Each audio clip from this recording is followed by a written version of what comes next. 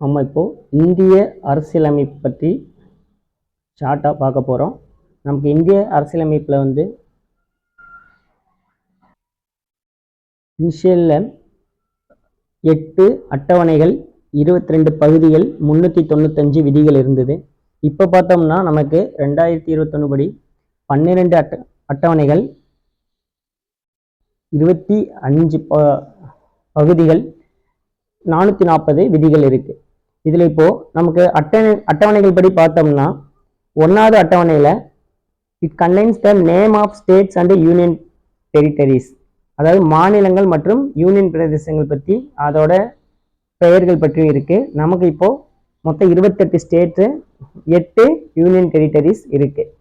அதுல அடுத்தது territorial jurisdiction of states is also include, அதாவது அதோட பரப்பளவு, வரையறைகள், இதை பத்தி எல்லாம் கூட அதுல தான் கொடுத்துருக்காங்க. அந்த விதிகள் வந்து என்ன சொல்லுது அப்படின்னா, 1ல இருந்து 4வது வரையும் உள்ள விதிகள் வந்து அதை பத்தி சொல்றாங்க. 1ல இருந்து 4வது வரையும் உள்ள விதிகள் அதை பத்தி சொல்றாங்க. அடுத்ததா நமக்கு அட்டவணை 2.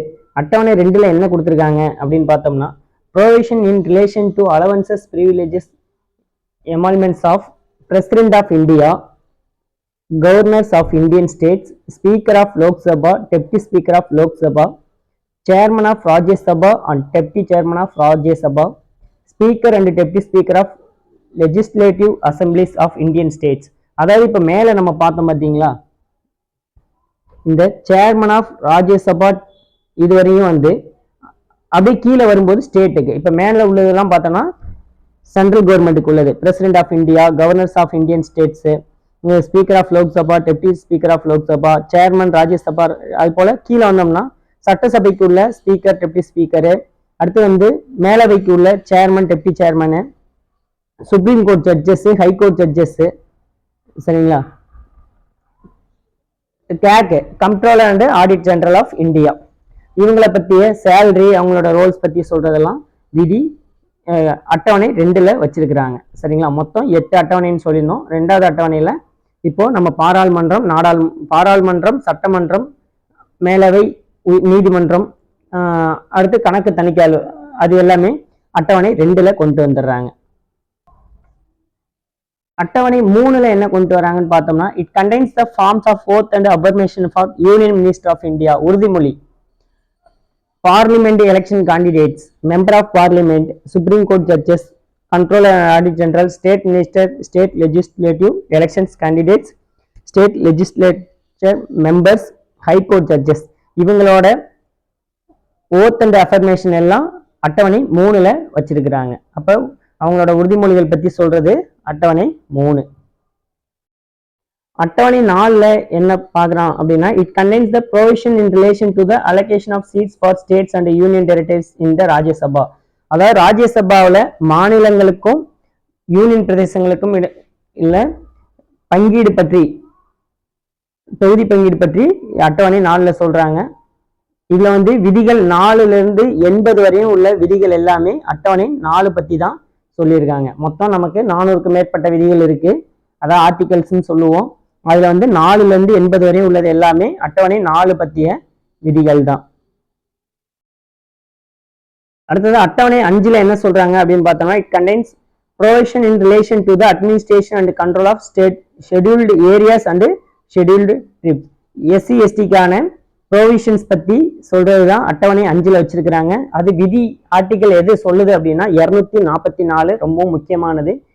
அதாவது அட்டவணை 5ல உள்ள எஸ்சி எஸ்டி ப்ரொவிஷன்ஸ் பத்தி சொல்றது வந்து விதி 244. அடுத்து 6வது அட்டவணை. 6வது அட்டவணை என்ன சொல்றாங்க அப்படின்னா, அஸ்ஸாம், மேகாலயா, திரிபுரா, மிசோரம், அதாவது ஏஎம்டிஎம், அஸ்ஸாம், ஏஎம்டிஎம்னா ஏஎம்டிஎம், அஸ்ஸாம், மேகாலயா, திரிபுரா, மிசோரம், இந்த 4 ஸ்டேட்ஸ்ல உள்ள பழங்குடியினர் பற்றிய அவங்களுக்குள்ள ப்ரொவிஷன்ஸ் பத்தி சொல்லக்கூடியதுதான் அட்டவணை 6. இதுல வந்து 244, 275 விதிகள் வந்து 244, 275 இந்த அட்டவணை 6 பத்தி சொல்றாங்க. அடுத்து 7வது அட்டவணை.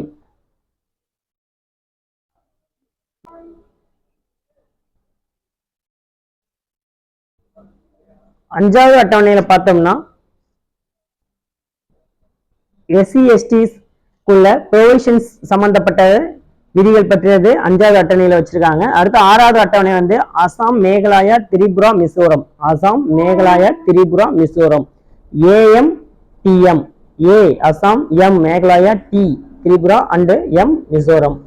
இந்த பகுதியில் உள்ள பழங்குடியினர் மக்கள் பற்றிய ப்ரொவிஷன்ஸ் பற்றின ரிலேஷனான விதிகள்லாம் ஆறாவது அட்டவணையில வச்சிருக்கிறாங்க. அதை பற்றி சொல்லக்கூடிய விதிகள் 244, 275. அடுத்து ஏழாவது அட்டவணையில என்ன வச்சிருக்காங்கன்னு பார்த்தோம்னா ஸ்டேட் அண்ட் யூனியனுக்குள்ள பவர்ஸ், அதாவது யூனியன் லிஸ்ட்ல வந்து பார்த்தோம்னா நமக்கு 100 சப்ஜெக்ட் வச்சிருக்காங்க. ஸ்டேட்ல வந்து ஒரு 66 சப்ஜெக்டும், கன்கரண்ட் பொதுவில் வந்து ஒரு 52 சப்ஜெக்ட் வச்சிருக்காங்க. சரிங்களா? இந்த சப்ஜெக்ட்ஸுக்குள்ள பவர்ஸ், அவங்களோட என்ன பவர் இருக்கு, அதை எப்படி இது பண்ணலாம்னு சொல்லிட்டு இந்த ஏழாவது அட்டவணையில வச்சிருக்காங்க. அதை பத்தியே சொல்லக்கூடிய விதி வந்து 246. சரிங்களா? அடுத்து எட்டாவது அட்டவணை ரொம்பவும் முக்கியமானது. அதாவது it deals with the 22 official language recognised by the constitution of India. அதாவது பயன்பாட்டு மொழிகள் 22 அப்படின்னு சொல்லிட்டு நமக்கு வச்சிருக்கிறாங்க. முன்னாடி 18 தான் இருந்தது. 2004ல வந்து ஒரு 4 மொழியை வந்து ஆட் பண்ணியிருக்கிறாங்க. 2004ல ஒரு 4 மொழி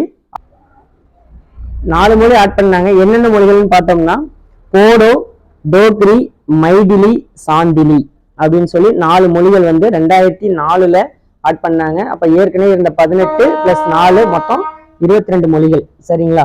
அப்போ அந்த 4 மொழியை எப்படி ஈஸியா ஞாபகம் வச்சுக்கலாம்னு பார்த்தோம்னா போடா டாக் மைதிலி சாந்தமா 4 மொழி பேசும். போடா டாக் மைதிலி சாந்தமா 4 மொழி பேசும் அப்படின்னா போடா அப்படின்னா போடோ, டாக் டோக்ரி, மைதிலி சாந்தமா சாந்திலி 4 மொழி பேசும். 4னா 2004ல ஆட் பண்ணாங்க.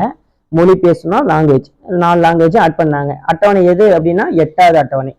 இதை பத்தியே சொல்லக்கூடிய விதி வந்து 344ல இருந்து 351. 344ல இருந்து 351. 344ல இருந்து 351 லாங்குவேஜஸ் வந்து சொல்றது அட்டவணை 8. விதி வந்து பார்த்தோம்னா 344ல இருந்து 351. அடுத்ததான் அட்டவணை 9 ரொம்பவும் முக்கியமான அட்டவணை. Deals with the state acts and regulations of the deal with land reforms and abolition of the zamindari system. Zamindari சிஸ்டத்தை எந்த அட்டவணைப்படி ஒழிச்சாங்க அப்படின்னா 9வது அட்டவணையில பண்ணாங்க. It also deals with the acts and regulation of the parliament dealing with other matters. இது first amendment act 1951ல கொண்டு வந்தாங்க. 9th schedule to protect the laws included in the it from judicial scrutiny on the ground of violation of fundamental rights. சரிங்களா? அதாவது நீதி புனராய்வுக்கு அப்பாற்பட்டது. 9வது அட்டவணையில எது வச்சிருக்காங்களோ அது எல்லாமே நீதிமன்றத்தின் புனராய்வுக்கு அப்பாற்பட்டது. சரிங்களா? However, in 2007 the Supreme Court ruled that the laws included in this schedule after April 24, 1973 are now open to judicial review. சரிங்களா? இப்போ நம்மளோட 9ல கொண்டு வந்து வச்சிருக்கிறதெல்லாம் நம்ம பொதுவாகவே நீதிமன்ற புனராய்வுக்கு அப்பாற்பட்டது அப்படின்னு தான் சொல்றாங்க. அடுத்ததான் 10வது ஷெட்யூல். சரிங்களா? 10வதுல என்ன சொல்றாங்கன்னா நம்ம கட்சி தாவல் தடை சட்டத்தை பத்தி தான் 10வது அட்டவணையில சொல்லியிருக்காங்க. It contains provision relating to disqualification of the members of parliament and state legislatures on the ground of defection. This schedule was ordered by the 52nd amendment. அதாவது 52வது அரசியலமைப்பு சட்ட திருத்தம் 1985ல இருந்து இது அமெண்ட்மெண்ட்டுக்கு வந்து அதன்படி தான் இது ஆட் பண்ணாங்க. இந்த ஷெட்யூல் வந்து ஆட் பண்ணது 10வது ஷெட்யூல் ஆட் பண்ணது வந்து எப்போன்னு பார்த்தோம்னா 1985. நம்ம ஃபர்ஸ்ட் என்ன சொல்லியிருந்தோம்? ஃபர்ஸ்ட் 8 ஷெட்யூல் தான் 8 ஷெட்யூல் தான் நமக்கு இருந்தது அப்படின்னு சொல்லியிருந்தோம். இனிஷியல்ல வந்து கான்ஸ்டியூஷன் அமெண்ட்மெண்ட்டுக்கு வரும்போது 8 ஷெட்யூல் தான் இருந்தது. அப்போ 9வது ஷெட்யூல் எப்போ ஆட் பண்ணாங்க அப்படின்னா 1951 ஃபர்ஸ்ட் அமெண்ட்மெண்ட் ஆக்ட். அதுதான் அரசியல் சட்ட திருத்தம் வந்து அரசியலமைப்பு சட்ட திருத்தம் ஃபர்ஸ்ட் பண்ணது 1951 தான் ஃபர்ஸ்ட் அமெண்ட்மெண்ட் ஆக்ட். அதுல ஆட் பண்ணது தான் 9வது ஷெட்யூல். சரிங்களா? அதுல அபாலிஷன் ஆஃப் ஜமீன்தாரி சிஸ்டம்லாம் அதுல தான் வச்சிருக்கிறாங்க. அடுத்ததா 10வது ஷெட்யூல் எப்போ ஆட் பண்ணாங்கன்னு பார்த்தோம்னா 1985 ஆன்டி டிஃபெக்ஷன் லா, கட்சி தாவல் தடை சட்டம் அதெல்லாம் இந்த 10வது இதுல தான் வரும். அடுத்து 102வது விதியும் 191வது விதியும் கட்சி தாவல் தடை சட்டம் பத்தி தான் சொல்லுது. 102 அப்படின்னு பார்த்தோம்னா சென்ட்ரல் கவர்மெண்ட், 191 அப்படின்னு பார்த்தோம்னா ஸ்டேட் கவர்மெண்ட். சரிங்களா? கட்சி தாவல் தடை சட்டம் 102, 191. 102வது விதி எதை பத்தி சொல்லுவோம்? சென்ட்ரல் கவர்மெண்ட்ல. 191 ஸ்டேட். அடுத்ததா ஷெட்யூல் நம்பர் 11 பஞ்சாயத்தை பத்தி சொல்லக்கூடியது. இது எப்ப ஆட் பண்ணாங்கன்னு பார்த்தோம்னா 73rd அமெண்ட்மெண்ட் ஆக்ட் 1992ல ஆட் பண்ணாங்க.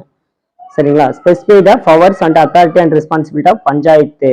இதுல வந்து 29 மேட்டர்ஸ் வச்சிருக்காங்க. இது வந்து முக்கியமான amendment act. 73rd amendment act 1992ல வந்தது. உடனே 74th அமெண்ட்மெண்ட் ஆக்ட் 1992ல தான் வந்தது. அதை வந்து 12வது ஷெட்யூலா வச்சிருக்காங்க. அதுல என்னன்னா முனிசிபாலிட்டிஸோட பவர்ஸ் அண்ட் அத்தாரிட்டி அண்ட் ரெஸ்பான்சிபிலிட்டிஸை பத்தி சொல்றாங்க. அதுல ஒரு 18 மேட்டர்ஸ் வச்சிருக்காங்க. அதை பத்தி சொல்லக்கூடிய விதி என்னன்னு பார்த்தோம்னா 243W. பஞ்சாயத்து பத்தி சொல்லக்கூடியது 243G. சரிங்களா? அப்ப பஞ்சாயத்து முனிசிபாலிட்டிஸை பத்தி சொல்லக்கூடியதுன்னு பார்த்தோம்னா 243. 11th வந்து 11th ஷெட்யூல் பஞ்சாயத்து பத்தியும் 12th ஷெட்யூல் வந்து முனிசிபாலிட்டி பத்தியும் சொல்றாங்க. சரிங்களா? அடுத்து 10வது தான் பார்த்தோம், கட்சி தாவல் தடை சட்டம். 102 வந்து சென்ட்ரல் கவர்மெண்ட்ல கட்சி தாவல் தடை சட்டம், அதனால ஏற்படக்கூடிய பதவி இழப்பு அதை பத்தி எல்லாம் சொல்லக்கூடியது. 191 வந்து ஸ்டேட் கவர்மெண்ட்ல சொல்லக்கூடியது. அடுத்து 9வது ஷெட்யூல் எப்போ ஆட் பண்ணாங்கன்னு பார்த்தோம்னா ஃபர்ஸ்ட் அமெண்ட்மெண்ட் ஆக்ட் 1951ல பண்ணாங்க. அதுல தான் இந்த ஜமீன்தாரி சிஸ்டம் அதெல்லாம் வந்து அபாலிஷன் பண்ணாங்க.